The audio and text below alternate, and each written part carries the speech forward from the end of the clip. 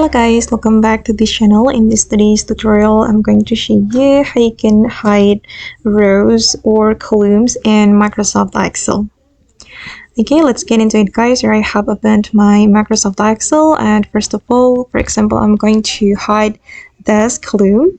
If we want to hide, we can select this column like this and right click on it and select hide. Okay, and now the C column has been hidden, and I'm going to hide my rows as well. For example, I'm going to hide 5, 6, and 7 rows. Okay, I'm going to click on hide. Alright, and I'm going to show you guys how we can unhide the rows and the columns.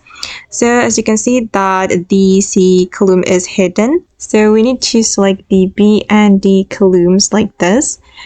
Because the C column is between the B and D column, and then we can right click and just select unhide.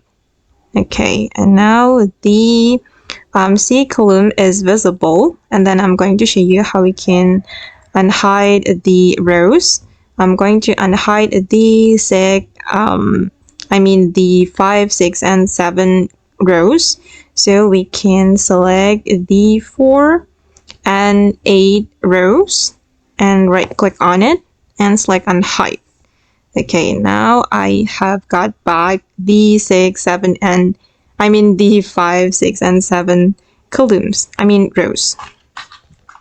Okay guys, and that's all the way to unhide rows or columns in Microsoft Excel. I hope this tutorial will be useful for you. Thank you so much for watching, and bye.